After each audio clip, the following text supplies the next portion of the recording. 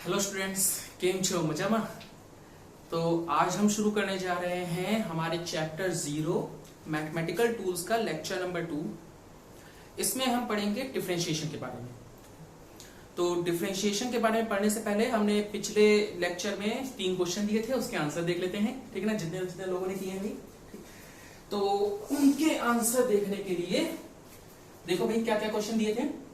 एक दिया था tan 225 डिग्री की वैल्यू, दूसरा दिया था sin 270 डिग्री की वैल्यू, और तीसरा दिया था cot 150 डिग्री की वैल्यू। तो इसके आंसर्स देखो भाई क्या है। tan 225 की वैल्यू आएगी 1, sin 270 डिग्री की वैल्यू आएगी -1, और cot 150 डिग्री की वैल्यू आएगी -√3। जिनके आ गए हैं आंसर्स अच्छी बात है, जिनके नहीं आए हैं कमेंट सेक्शन आपका ही है, ठीक है। बताइए हमको, हम जो है आपको एक्सप्लेन करेंगे कि क्या आपकी गलती थी। चलो अभी शुरू करते हैं डिफरेंशिएशन। डिफरेंशिएशन शुरू करने से पहले हम इसकी आपको इंपॉर्टेंस बता दें, बहुत ही ज्यादा इंपॉर्टेंस है। अब फिजिक्स जो है वो मेनली डिफरेंशिएशन और इंटीग्रेशन पे ही बेस्ड है, तो इसीलिए ये एक बहुत ही इंपॉर्टेंट टॉपिक है। प्रॉब्लम क्या है कि एक्चुअली में ये जो टॉपिक है डिफरेंशिएशन, देख सकते हो ये कहाँ का टॉपिक है, मैथ्स का टॉपिक है। ये डिफरेंशिएशन और इंटीग्रेशन आपके मैथ्स में आएंगे 11th और 12th में, खासकर 12th में तो इंटीग्रेशन बहुत ज्यादा है, इंटीग्रेशन ही इंटीग्रेशन है, ठीक है। बट फिर भी क्योंकि फिजिक्स में भी इसका इंपॉर्टेंस है और फिजिक्स में भी हम इसका यूज करने वाले हैं, तो इसके बारे में थोड़ा बहुत मालूम होना चाहिए। तो हम लोग उतना ही सीखेंगे जितना हमें फिजिक्स में जरूरी है, क्लियर है। कुछ रूल सीखेंगे, सीधी सी बात है, ठीक है।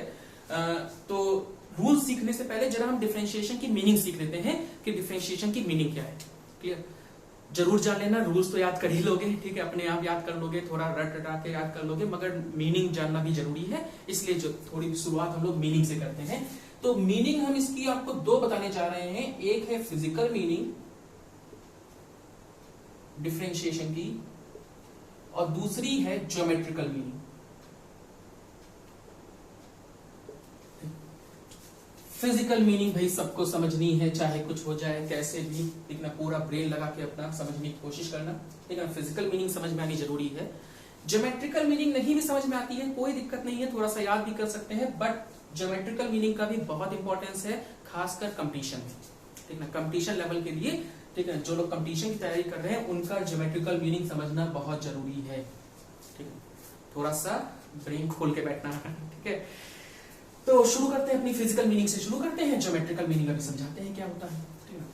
फिजिकल मीनिंग समझाने के लिए भी सबसे पहले हम लोग ये देख लेते हैं। हमने कहा था 9 का चैप्टर भी पढ़ के बैठना, 9 की बुक जो है 1 हफ्ते में पढ़ने को कही थी, अब 2 दिन हो गए हैं, तो कुछ तो पहला चैप्टर तो पढ़ ही डाला होगा ना। तो नहीं पढ़ा है तो वही मजबूरी है, पढ़ाना तो है ही।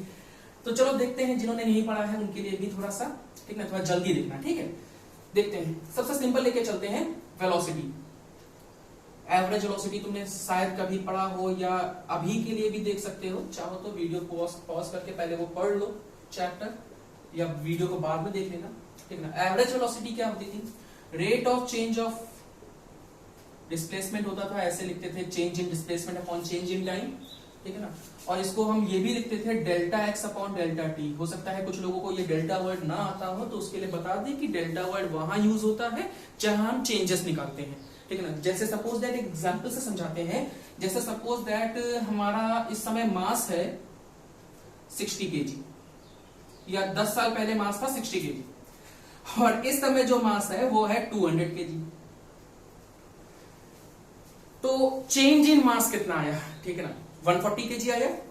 इस चेंज इन मास को हम क्या लिखेंगे, डेल्टा। डेल्टा मतलब चेंज, और किसमें, मास में कितना चेंज आया, 140 kg। बात समझ में आई, डेल्टा का मतलब समझ में आया। तो change in time upon change in change in displacement upon change in time, ठीक।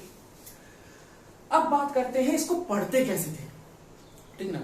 इसको पढ़ने के 2 तरीके थे। पहला तरीका ये था कि इसको हम पढ़ते थे टाइम, ये टी टाइम होता था, एक्स डिस्प्लेसमेंट होता है, तो इसको इस तरीके से पढ़ते थे, time rate of change of displacement, time rate of change of displacement.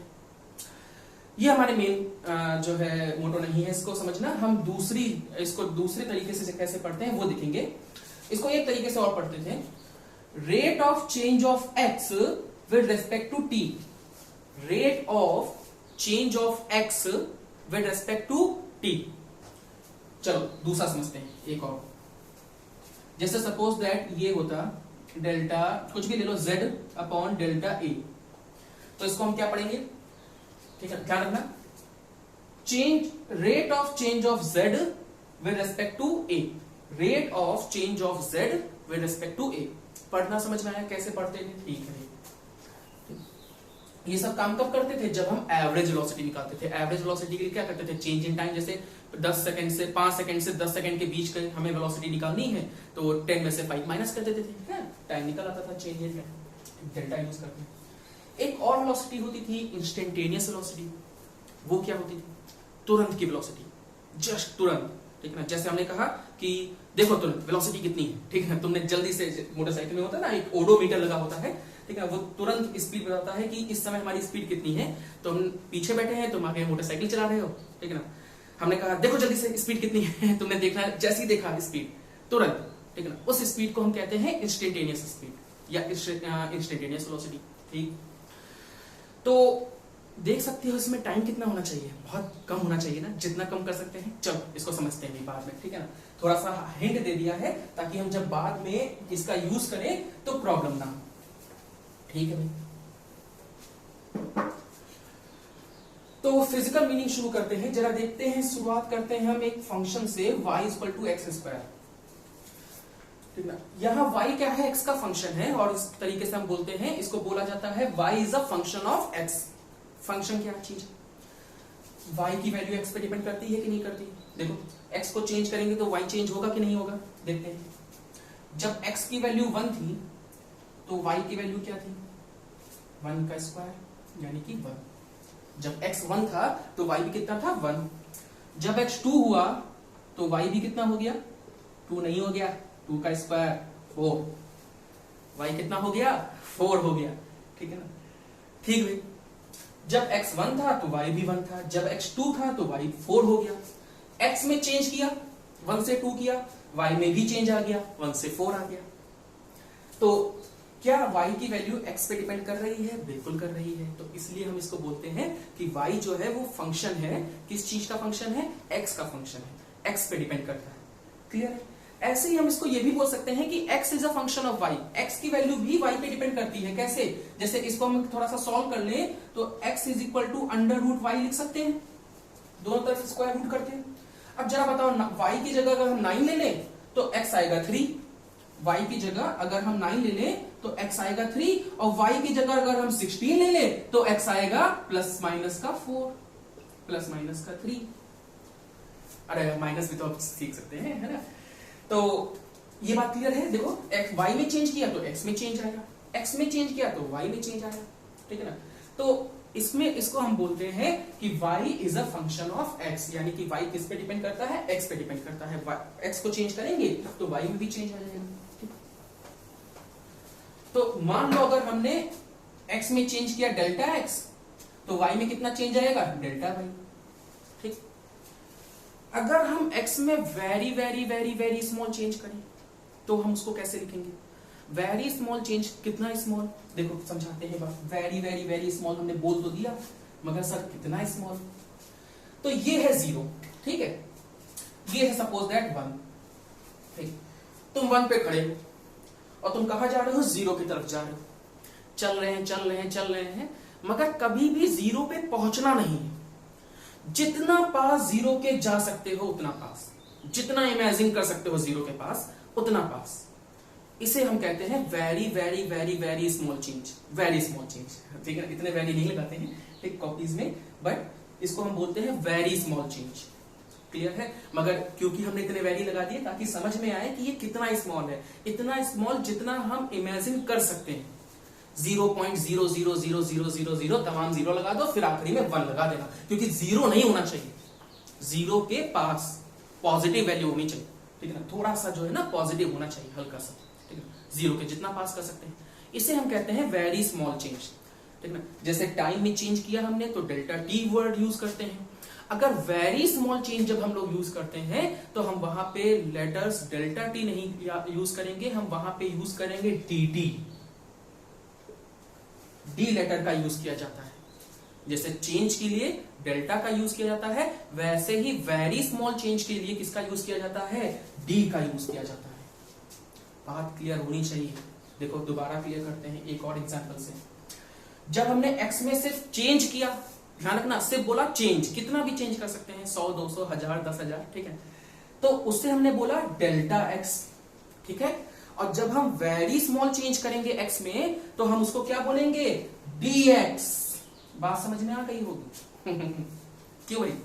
ठीक है। जब हम x में बहुत छोटा सा चेंज करेंगे, ये कितना छोटा है समझ में आया, ठीक है ना, 0 के जितना पास कर सकते हो, तो y में भी बहुत ज्यादा चेंज तो नहीं आ जाएगा, हल्का सा ही चेंज आएगा, तो उसको हम क्या बोलेंगे? dy। समझ में बात आई? dy वाली बात समझ में आई? क्या कि अगर हम x में बहुत स्मॉल चेंज करेंगे, बहुत ही ज्यादा स्मॉल, तो y में भी बहुत स्मॉल चेंज होगा, और दोनों को हम कैसे लिखेंगे? डेल्टा x डेल्टा y नहीं लिखेंगे, dx dy लिखेंगे। वेरी स्मॉल चेंज है ना, है एक ही चीज, मगर ये कितना भी चेंज हो सकता है, ये वेरी वेरी स्मॉल चेंज है। बात क्लियर हुई? ठीक है ना। इनके रेशियो को, किसके रेशियो को? dy और dx के रेशियो को हम कहते हैं differentiation of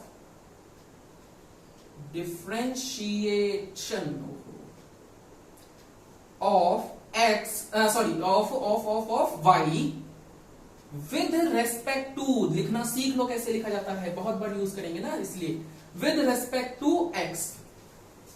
differentiation of y with respect to x, इसको हम पढ़ते हैं differentiation of y with respect to x।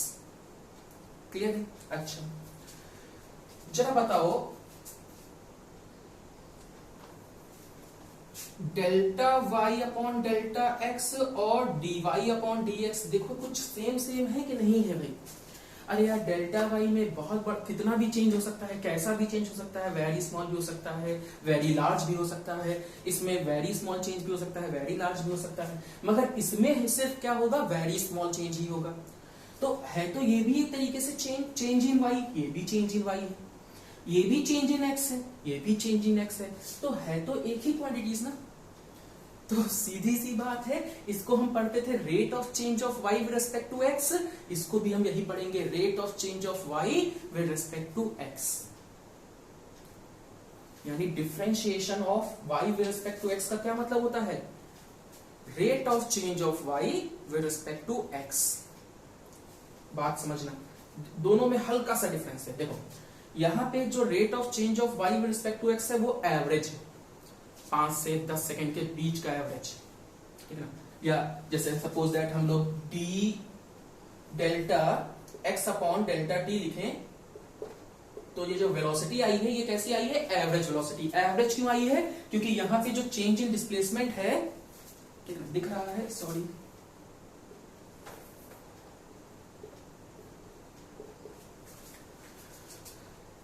ये चेंज है, ये चेंज है, कितना चेंज? कितना भी चेंज हो सकता है, 5 से 10 सेकंड, 15 से 20 सेकंड, 10 से 100 सेकंड, ठीक है, कितना भी चेंज हो सकता है, मगर यहां पे जो चेंज है वो वेरी स्मॉल चेंज है। जैसे अगर हम कहें dx अपॉन dt, तो यहां टाइम इंटरवल कितना है? Very very small time interval है। दोनों में फर्क क्या होगा? ये एवरेज हमको देगा, मालूम है पहले से 9th क्लास से। ये हमको क्या देगा? ये 9th क्लास से नहीं मालूम है, मगर अब मालूम पड़ सकता है। बहुत कम टाइम में क्या हम निकालेंगे, कैसी वेलोसिटी निकालेंगे? है तो ये भी change in displacement upon change in time है, ये भी change in displacement upon change in time, मगर ये बड़ा टाइम है, बड़ी डिस्प्लेसमेंट है, ये छोटा टाइम है, छोटी डिस्प्लेसमेंट है। तो इसको हम क्या बोलेंगे? इंस्टेंटेनियस नहीं बोलेंगे क्या?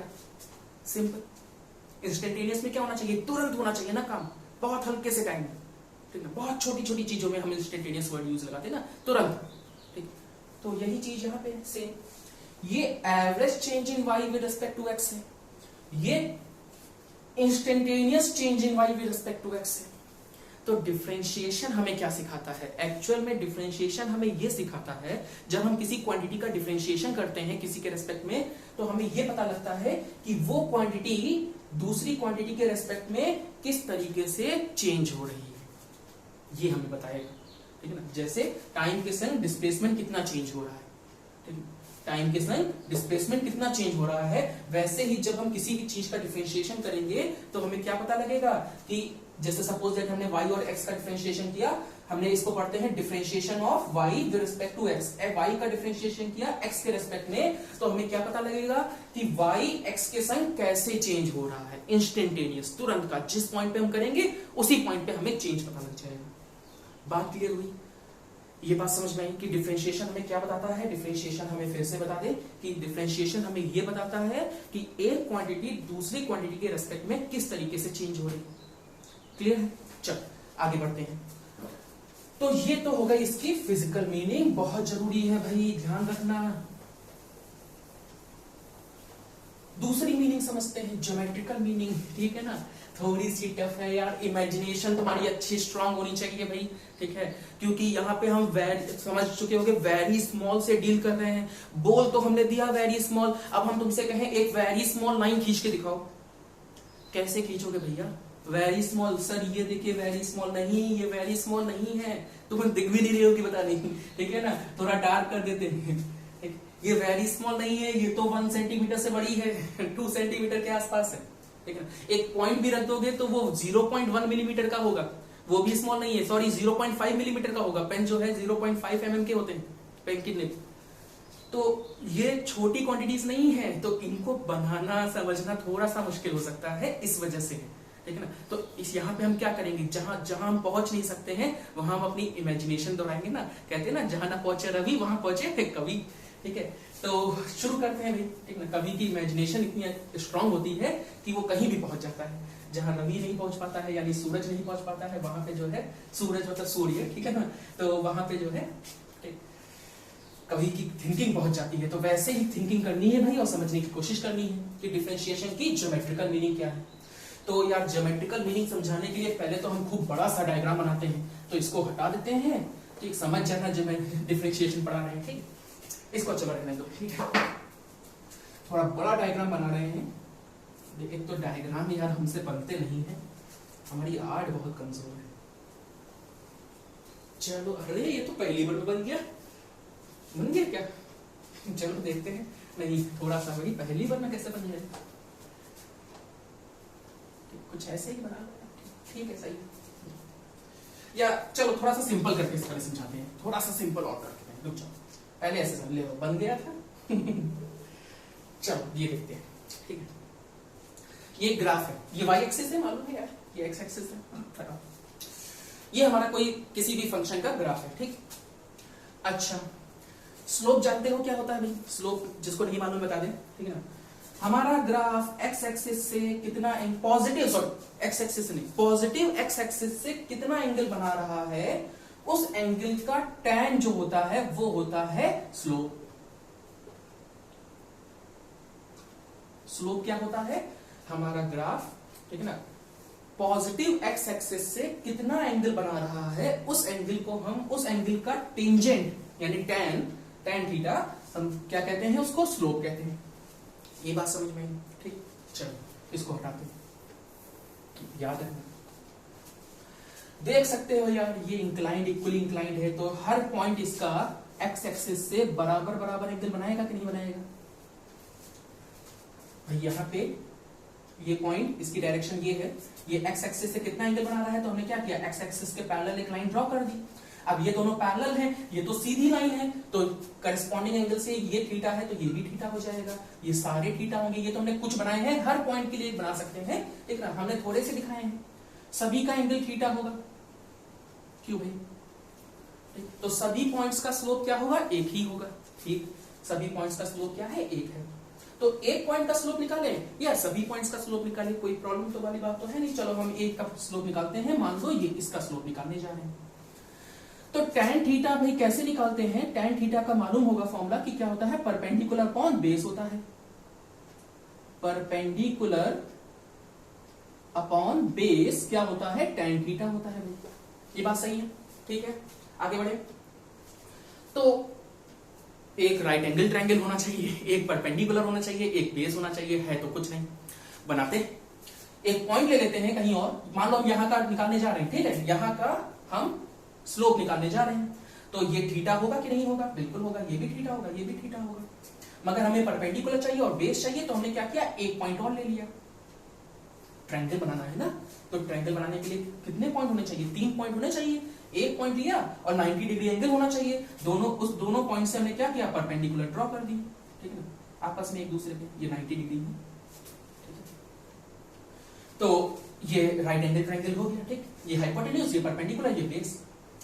तो जरा ये बताओ कि जैसे सपोज दैट ये x2 है, ये इसके कोऑर्डिनेट्स ले लेते हैं, x1 y1 है और इसके कोऑर्डिनेट्स क्या है, x2 y2। तो tan थीटा कितना आ जाएगा बताओ? ये y2, ये y1, y2 माइनस y1 आ जाएगा अपॉन ये डिस्टेंस, ये x2, ये x1। तो ये डिस्टेंस कितनी होगी, x2 माइनस x1। नहीं समझ में आया तो ये हम नहीं समझेंगे, ये तुम्हें समझना है। ज्योमेट्री है छोटी सी यार, ठीक ना, छोटी सी ज्योमेट्री है यार, छोटे क्लास की, 9 क्लास की, 8 क्लास की यार ज्योमेट्री है। ठीक, समझना कैसे, ये कैसे है।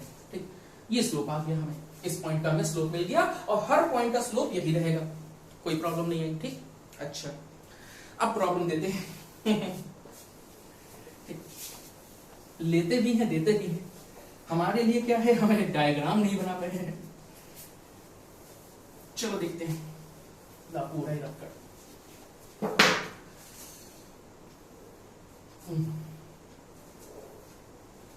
ठीक,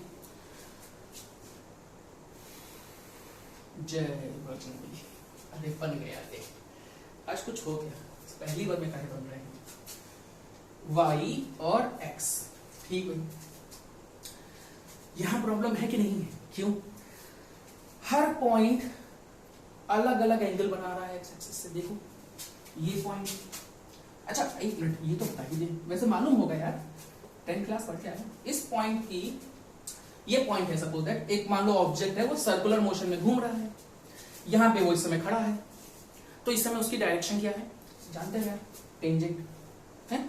इधर जा रहा होगा तो इस तरफ टेंजेंट, इधर जा रहा होगा तो इस तरफ टेंजेंट। ये जानते हो कि नहीं जानते हो? ठीक, तो बताओ भाई सिंपल सी चीज कि ये पॉइंट, इस पॉइंट का डायरेक्शन क्या होगी, इस पॉइंट के लिए ग्राफ की डायरेक्शन क्या होगी, टेंजेंट होगी।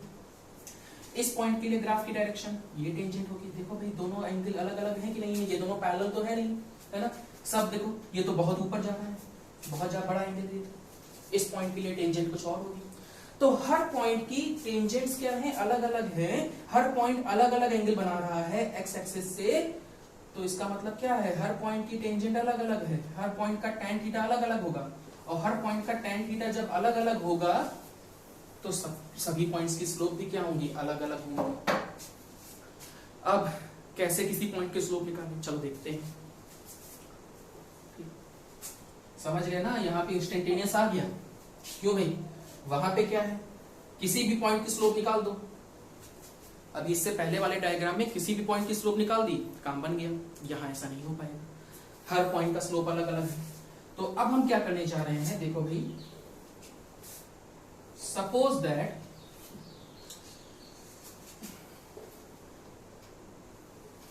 हमें इस पॉइंट का स्लोप निकालना है, यहां पे, या यहां पे स्लोप निकालना है। चलो ठीक, तो यहां का स्लोप हम कैसे निकालेंगे, यहां की डायरेक्शन क्या है, टेंजेंट है, ये डायरेक्शन हो गई।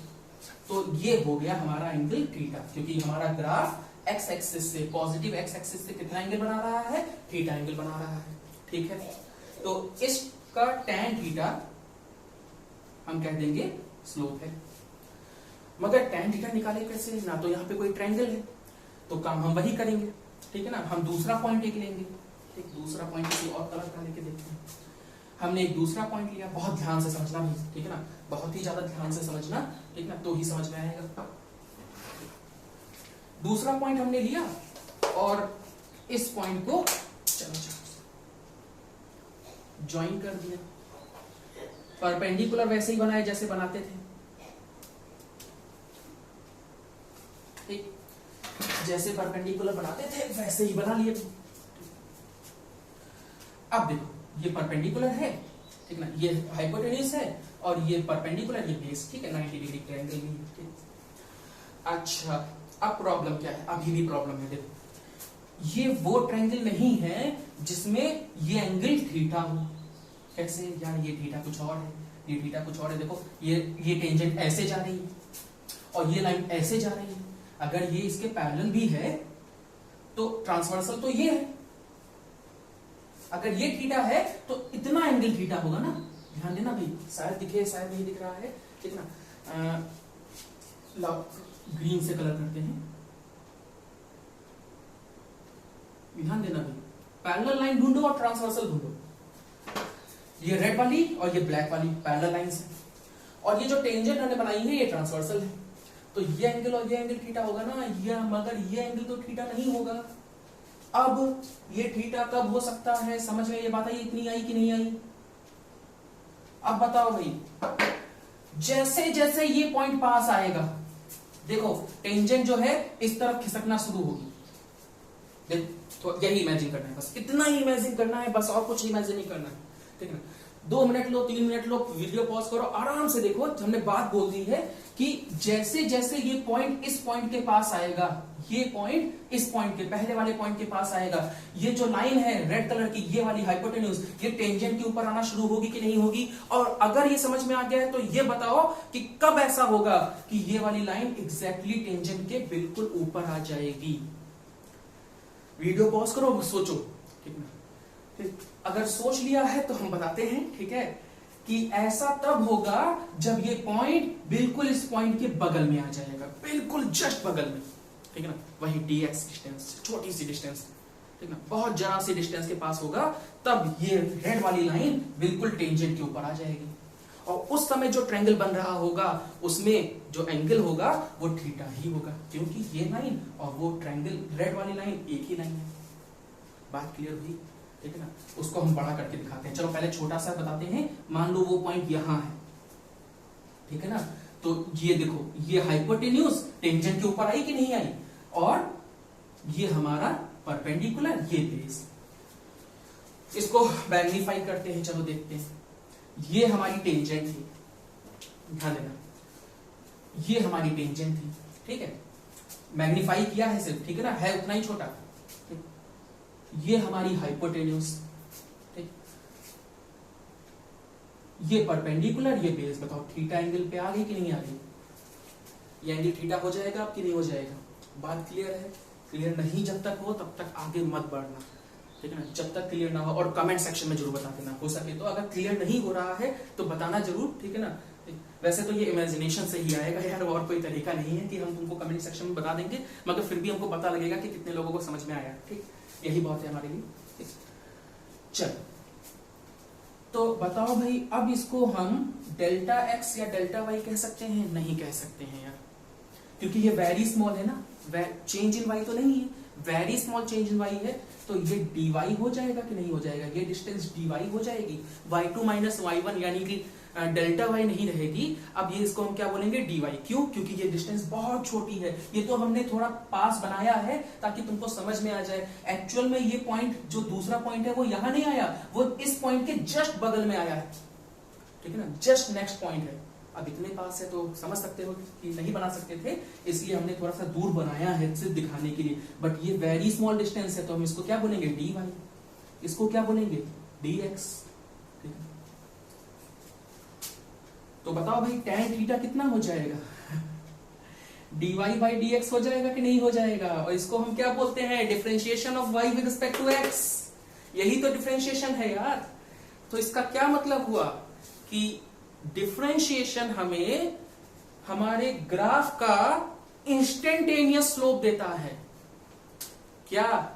डिफरेंशिएशन जब हम 2 वेरिएबल लेते हैं और एक का डिफरेंशिएशन दूसरे के रेस्पेक्ट में करते हैं तो हमें क्या मिलता है?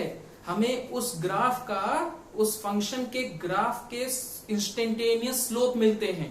जहां जहां हम डिफरेंशिएशन करेंगे वहां वहां का स्लोप मिल जाएगा। पॉइंट्स की वैल्यू रखेंगे ना, ठीक है ना, अभी समझेंगे, ठीक है ना। तो ये बात क्लियर हुई कि इंस्टेंटेनियस स्लोप हमें देता है डिफरेंशिएशन। बहुत इंपॉर्टेंट चीज है, ठीक है ना, खासकर कंपटीशन लेवल के लिए। चलो अब ये बात हम यहाँ पे खत्म करते हैं, ठीक है ना। अगर समझ में आ गई हो तो 11 रुपए का प्रसाद चढ़ा देना भाई, जब खुल जाए कोरोना की वजह से इंडिया हमारा। नहीं समझ में आई हो तो यार अब हम क्या कहें, हमने पूरी कोशिश की, ठीक है। देखते हैं, ठीक। तो डिफरेंशिएशन की 2 मीनिंग सीख चुके हैं, ठीक। अब हमारी बारी आती है रूल्स की, और हम फिर से बता दें रूल्स तुम लोग एक रफ कॉपी पे नहीं, कि जिस कॉपी पे अभी बैठ के गोद रहे हो उसी कॉपी पे जो है रूल्स लिख दिए, ठीक है। इसके लिए एक अलग से कॉपी बनाओगे यार, ठीक ना। रफ कॉपी नहीं होनी चाहिए, फेयर कॉपी होनी चाहिए। अभी हम तुमको बताएंगे उस कॉपी में तुम्हें क्या क्या करना है यार, ठीक।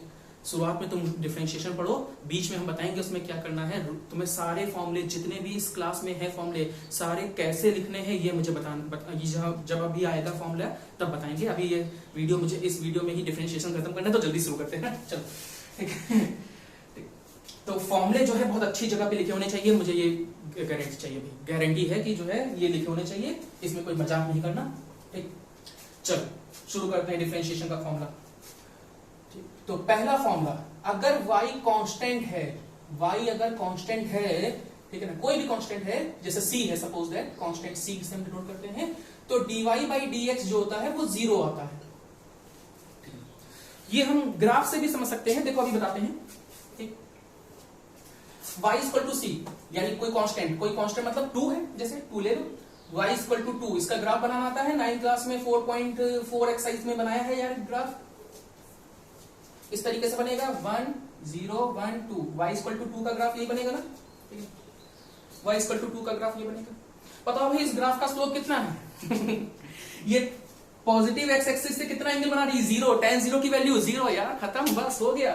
तो बताओ भाई अगर x कांस्टेंट है, ठीक है ना, यानी y कांस्टेंट है, x y equal to constant है, तो dy by dx कितना आता है? 0 आता है, dy by dx 0 आएगा। अच्छा दूसरा रूल देखते हैं, ठीक है।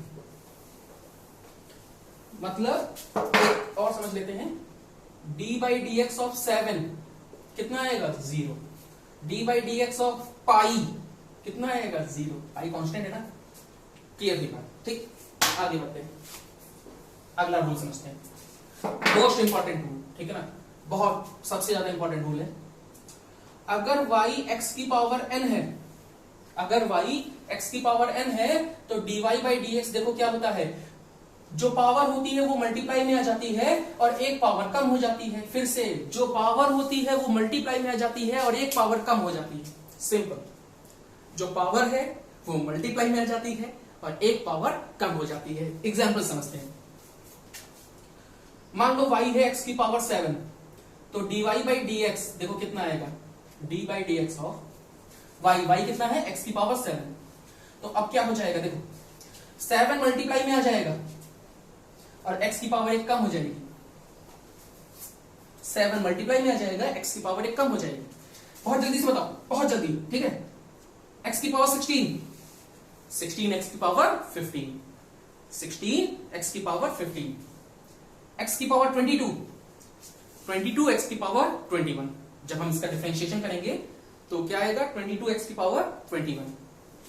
x की पावर 100, तो 100x की पावर 99। बात समझ में आई? ये बात समझ में आई? रूल समझ में आया? ठीक है, सिंपल सा रूल है। चल थर्ड रूल देखते हैं, third rule d by dx of log x। अच्छा, हो सकता है ये समझ में ना आए क्योंकि आपने तो सब पढ़ाया नहीं, तो अभी के लिए फिर याद कर लो और क्या, ठीक है। याद करते हैं, ठीक है। इसको ये क्या है? 1/x। इसका log x का डिफरेंशिएशन क्या होता है? 1/x। अभी याद कर लो यार, एक रूल ही तो है, याद करना है, रट लो इसको थोड़ी देर के लिए ना। चल अगला रूल समझते हैं, लिखते रहना भाई। मान लो हमारे पास दो फंक्शन है, या अभी चलो थोड़े से सिंपल समझते पहले।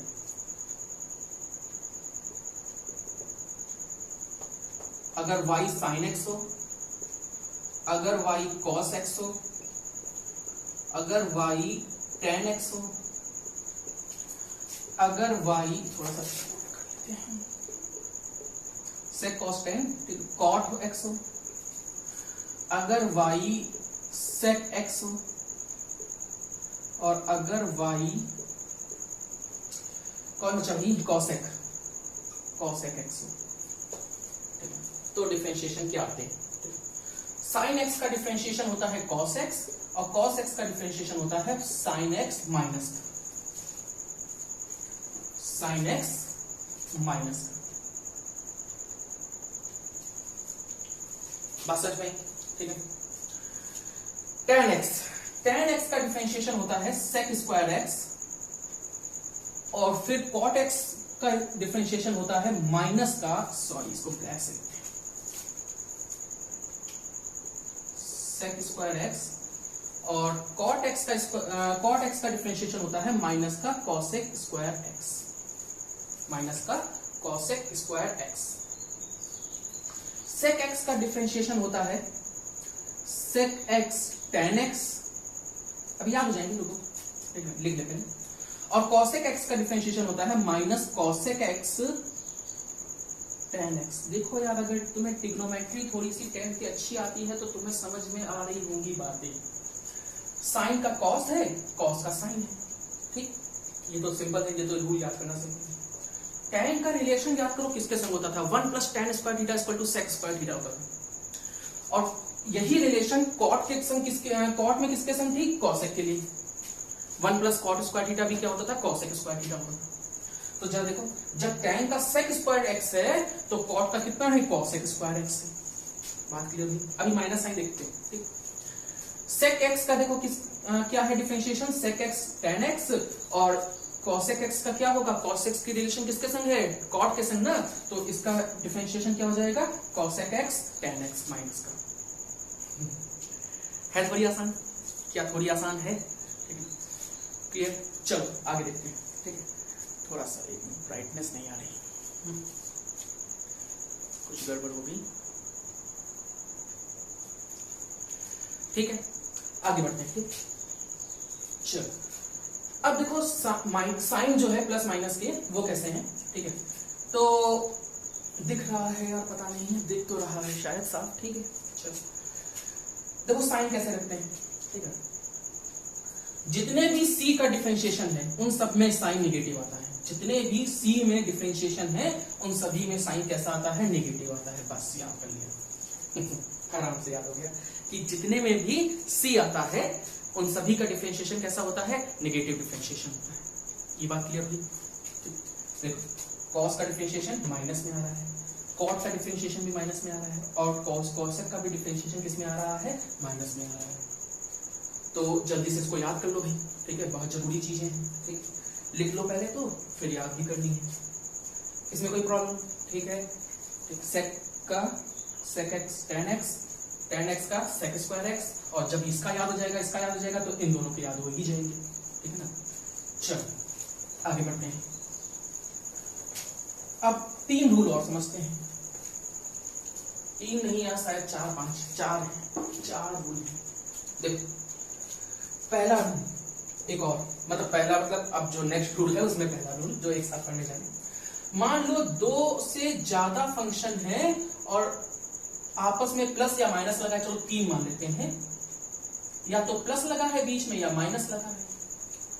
तो अब हम क्या करते हैं, ठीक है ना, तो कोई प्रॉब्लम नहीं है, तीनों का अलग अलग डिफरेंशिएशन कर लेते हैं। यानी कि पहले हम u का डिफरेंशिएशन करेंगे x के रिस्पेक्ट में, ठीक है ना, प्लस लगा है तो प्लस, माइनस लगा है तो माइनस, फिर v का डिफरेंशिएशन कर लेंगे, प्लस लगा है तो प्लस, माइनस लगा है माइनस, और फिर हम w का डिफरेंशिएशन कर लेंगे।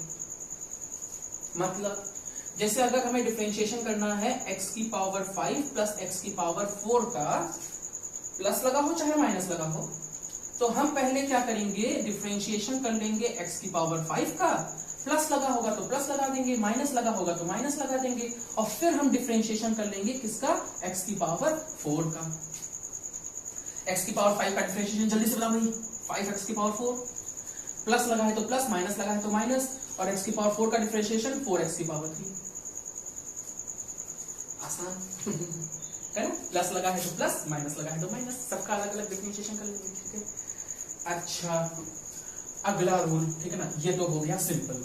अब थोड़ा सा टफ पे आते हैं, ठीक है, हल्का सा हल्के से टफ रूल है। रूल्स लिखते रहना, रूल्स लिखते रहना भाई, हर रूल के बाद हम यही कहेंगे, रूल्स लिखते रहना, ठीक है, क्योंकि यार बहुत जरूरी है। रूल भूल जाओगे, इसे सब लग रहा है समझ में आ गया, कुछ समझ में नहीं आएगा। थोड़े दिन बाद ऐसा लगेगा अरे ये आपने पढ़ाया था सर, क्यों झूठ बोल रहे हैं, ठीक है। तब हम तुमको वीडियो दिखाएंगे कि देखो भाई वीडियो में देखो पढ़ाया था, ये तो सर आपने चेंज कर दिया होगा। तो इसलिए यकीन मानो ये भूल जाओगे, इसलिए इसको बहुत ध्यान से याद करना और लिख जरूर लेना कहीं पे, ठीक है। चलो रिवीजन हमने बता ही दिया करना है, ठीक है। तो सेकंड रूल ये तो हम ही भूल गए, D by D x of, अगर दो फंक्शन है जो आपस में मल्टीप्लाई में है, इसलिए इसको कहते हैं प्रोडक्ट रूल। इस रूल को बोला जाता है प्रोडक्ट रूल।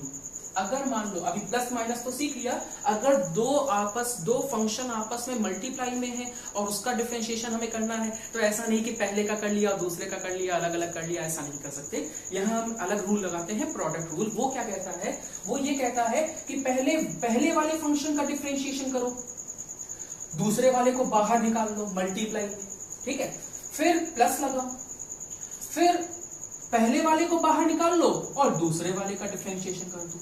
मतलब पहले वाले का डिफरेंशिएशन किया, दूसरे को बाहर निकाल लिया, पहले तुम बाहर जाओ क्लास के, पहले तुम्हारे संग काम करेंगे, प्लस अब तुम जाओ बाहर, ठीक है ना, तुमको होमवर्क देने जा रहे हैं, ठीक ना, इस तरीके से, ठीक है। फिर से एक बार फिर से देखो समझाते हैं, ठीक। u का डिफरेंशिएशन करेंगे, v को बाहर रख लेंगे, प्लस फिर v का डिफरेंशिएशन करेंगे और u को बाहर रख लेंगे। समझ में बात आई? जैसे एग्जांपल से समझते हैं, ठीक है, ये रूल लिख लो, ठीक है ना, एग्जांपल से समझते हैं, ठीक। एग्जांपल है जैसे हमें d by D x of करना है एक्स स्क्वायर कॉस एक्स, ये दोनों मल्टीप्लाई में, ठीक है। अब क्या करेंगे, पहले हम डिफरेंशिएशन करेंगे एक्स स्क्वायर का और कॉस एक्स हम क्या करेंगे, बाहर ले लेंगे। फिर हम डिफरेंशिएशन करेंगे कॉस एक्स का और एक्स स्क्वायर क्या करेंगे, बाहर ले लेंगे। समझ में बात नहीं? कर सकते हो यार, एक्स स्क्वायर का डिफरेंशिएशन 2x, तो ये आ जाएगा 2x कॉस एक्स, ठीक। कॉस एक्स का डिफरेंशिएशन क्या होता है, माइनस का साइन एक्स होता है, तो यहां पे क्या आ जाएगा, माइनस का एक्स स्क्वायर साइन एक्स, ये हो जाएगा साइन एक्स, माइनस का माइनस प्लस से मल्टीप्लाई होगा, तो माइनस का एक्स स्क्वायर साइन एक्स हो गया डिफरेंशिएशन। आसान है, ठीक ना, आसान है थोड़ा सा, ठीक है, थोड़ा सा आसान है। अच्छा भाई, प्रोडक्ट रूल हो गया, ठीक है। अब हम बात करते हैं, चाहो तो इसको दोबारा देख लो प्रोडक्ट रूल को, ठीक है ना, वीडियो रिवाइंड करके, ठीक है, हम दोबारा नहीं बताएंगे, ठीक है, टाइम 45 मिनट्स का ही बनाना है, अरे बाप रे, जल्दी जल्दी, ठीक है। तीसरा रूल कोशेंट रूल, यानी कि अगर मान लो हमें डिफरेंशिएशन करना है दो फंक्शन का और दोनों आपस में डिवाइड में है, तब हम देखो क्या करेंगे, ठीक है। तो डिवाइड में इसको हम बोलते हैं कोशेंट रूल। थोड़ा सा जल्दी देखते हैं यार, ठीक है, डिफरेंशिएशन हम चाहते थे खत्म हो जाए, नहीं हो पाएगा, हमारी स्पीड कटने वाली है, ठीक। देखो भाई आगे बढ़ते हैं, इसमें भी वही काम करेंगे, देखो ध्यान से, पहले हमने दूसरे वाले फंक्शन को बाहर ले लिया, पहले हमने पहले वाले फंक्शन का डिफरेंशिएशन किया, मगर यहाँ पे प्लस की जगह क्या लगाते हैं, माइनस लगाते हैं, और फिर पहले वाले फंक्शन को बाहर निकाल के दूसरे वाले फंक्शन का डिफरेंशिएशन कर देते हैं। मतलब ये तो बिल्कुल वैसा ही है जैसा अभी हमने प्रोडक्ट रूल सीखा था, बस प्लस की जगह क्या है, माइनस है, और नीचे क्या करते हैं, इस फंक्शन का जो नीचे डिनोमिनेटर में फंक्शन है उसका स्क्वायर कर देते हैं। ये थोड़ा सा अलग से तुमको जानना है, क्या नीचे वाले फंक्शन का जो डिनोमिनेटर में फंक्शन है उसका हम क्या कर देते हैं, स्क्वायर कर देते हैं। बात क्लियर हुई, ठीक है ना। देखो समझते हैं, फिर से एग्जाम्पल से समझते हैं, ठीक है, नोट कर लो पहले, ठीक है। जब दो फंक्शन डिवाइड में होते हैं तो क्या रूल लगाते हैं, ठीक, फिर हम समझते हैं इसको एक एग्जाम्पल से। जैसे एग्जाम्पल ले लेते हैं, ऐसे ही कुछ एग्जाम्पल ले लेते हैं जैसा वो लिया था। जैसे हमें डी बाई डी एक्स निकालना है, x square upon sine x का निकालना है, तो देखो हम कैसे निकालेंगे, ठीक है ना, अरे सॉरी इक्वल टू का लगा दिए, इसका निकालना है, ठीक है। ये हमारा u है, ये हमारा v है। तो पहले हम क्या करेंगे, पहले हम v को बाहर निकाल लेंगे, पहले हम डिफरेंशिएशन किसका करेंगे, u का, D by D x of x square, फिर माइनस साइन लगाएंगे, फिर हम एक्स स्क्वायर को बाहर निकाल लेंगे और डिफरेंशिएशन हम किसका करेंगे, दूसरे वाले फंक्शन का। बस इसमें ध्यान रखना भी, पहले हम पहले वाले फंक्शन का डिफरेंशिएशन, न्यूमरेटर का डिफरेंशिएशन पहले करेंगे, क्योंकि अगर इधर उधर कर दिया तो माइनस लगा हुआ है बीच में, चेंज हो जाएगा आंसर, ठीक है। पहले हम डिफरेंशिएशन किसका करेंगे, पहले वाले u का फंक्शन का, न्यूमरेटर वाले फंक्शन का, बाद में डिनोमिनेटर वाले फंक्शन का डिफरेंशिएशन करेंगे, ठीक है ना। ये नहीं कि कुछ भी कर दिया, ठीक है, पहले हमने डिनोमिनेटर को बाहर निकाला, न्यूमरेटर का डिफरेंशिएशन किया है, ठीक है। चल, और डिनोमिनेटर का हम क्या करेंगे, स्क्वायर कर देंगे, देखो ना फॉर्मूला लिखा होगा, ठीक है ना, कि डिनोमिनेटर का क्या करना है, स्क्वायर कर देना है, v का क्या करना है, स्क्वायर करना है। सॉल्व कर सकते हो यार, हाँ देखो, चलो देख लेते हैं। साइन एक्स, एक्स स्क्वायर का डिफरेंशिएशन 2x, तो sine x into 2x minus sine x का डिफरेंशिएशन क्या होता है, प्लस का कॉस एक्स ना, तो एक्स स्क्वायर कॉस एक्स आ जाएगा अपॉन, ये हो गया साइन एक्स का स्क्वायर साइन स्क्वायर एक्स, हो गया डिफरेंशिएशन। अभी चिंता मत करो, हम क्वेश्चन तुमको देंगे, ठीक है ना। क्वेश्चन जब सॉल्व करोगे, देखो जब तक सॉल्व नहीं करोगे तब तक लग चाहे जितना रहो आ रहा है, ठीक है ना, आएगा कुछ नहीं, ठीक। आ रहा है कि नहीं आ रहा है पता नहीं, अगर नहीं आ रहा है तो हम यही कह रहे हैं कि रिवाइंड किया करो, ठीक है ना, वीडियो को थोड़ा सा रिवाइंड कर लिया करो 30-40 सेकंड, और फिर से दोबारा समझा करो, ठीक है, दूसरी पढ़ने पक्का आ जाएगा, ठीक है।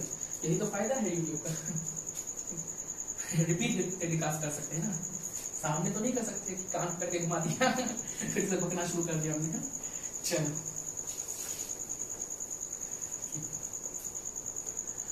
आगे बढ़ते हैं, लास्ट टूल समझ लेते हैं, ठीक है ना, थोड़े से क्वेश्चन दे देते हैं यार, ठीक है, या लास्ट टूल अब अगले ही जो है लेक्चर में समझेंगे, क्योंकि ज्यादा हो गया है, क्वेश्चन देने जरूरी है, तो क्वेश्चन नोट कर लो, ठीक है ना। तो क्वेश्चन कुछ देते हैं,